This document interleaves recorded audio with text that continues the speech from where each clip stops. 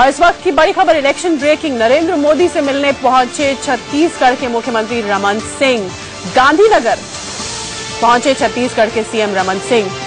लोकसभा चुनाव के आखिरी चरण का मतदान जारी है और इस बीच ये मुलाकात की तस्वीर आप देख रहे हैं। नरेंद्र मोदी से मिलने पहुंचे हैं छत्तीसगढ़ के मुख्यमंत्री रमन सिंह। ये तस्वीर गांधीनगर की। दीपक, ये एक रेगुलर कॉल ऑन मीटिंग है या इसके कुछ मायने निकाले जाएं? पिछले 2 दिन से मुलाकातों का दौर लगातार बढ़ा हुआ देख रहे हैं। जी, लगातार मुलाकातें हो रही हैं क्योंकि सब लोग चाह रहे होंगे कि नरेंद्र मोदी के साथ अब संपर्क संबंध बढ़ाया जाए। अपने राज्य के कोटे के कितने मंत्री होंगे, क्या होगा क्या नहीं होगा अगर वो मुख्यमंत्री प्रधानमंत्री बनते हैं। मेरे ख्याल से ये सब कवायद शुरू हो गई है, एक तरह से जिसको बोलते हैं सरकार बनाने की पहले की कवायद, जिसको वही कहा जा सकता है। और एक अच्छी मुलाकातें उसी लिए हैं ताकि अपनी बातें नरेंद्र मोदी तक उस वक्त तक पहुंचा दी जाए जब तक वो बिल्कुल इनएक्सेसिबल ना हो जाए, जब तक वो चारों तरफ से लोगों तक न घिस जाए। बिल्कुल। अरविंद हमारे संवाददाता गांधीनगर से हमारे साथ जुड़े। अरविंद, मुलाकात हुई है तो बात क्या हुई?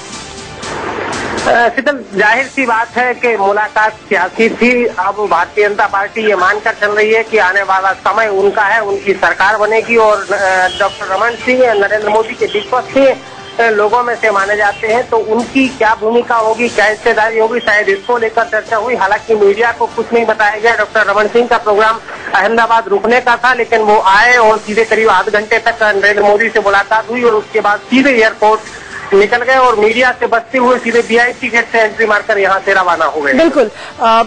धन्यवाद हमसे जुड़ने के लिए, बात करने के लिए। लेकिन वाकई बहुत दिलचस्प है ये कि मान चुकी है बीजेपी, मान चुकी है पार्टी की सरकार बनी जाने वाली है और अब अपनी अपनी हर कोई वहां पर सेटिंग जिसे कहते हैं गोटी बिठाना लोकल भाषा में, वो करने जा रहे हैं। हमारे संवाददाता हम राजीव लगातार बनारस से हमारे साथ जुड़े हुए हैं। राजीव, इस वक्त आपके आसपास आप क्या देख रहे हैं? मतदाता बनारस के क्या कह रहे हैं और कितनी तादाद में जुट रहे हैं?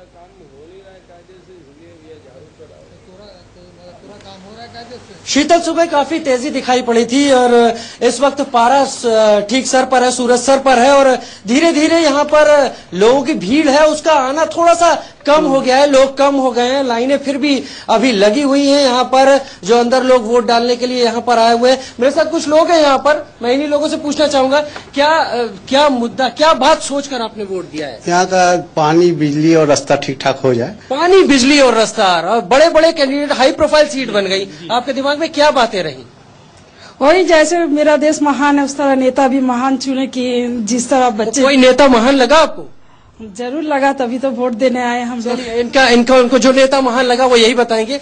आप किस मुद्दे, क्या दिमाग में क्या था जब आप वोट दे रहे थे, क्या बदलाव चाहिए? हमारे अगेंस्ट भ्रष्टाचार और विकास का मुद्दा हमको चाहिए, इसलिए कि हमको रोजी रोटी चाहिए। तो शीतल, रोजी रोटी चाहिए, उसके लिए विकास चाहिए, भ्रष्टाचार दूर होना चाहिए।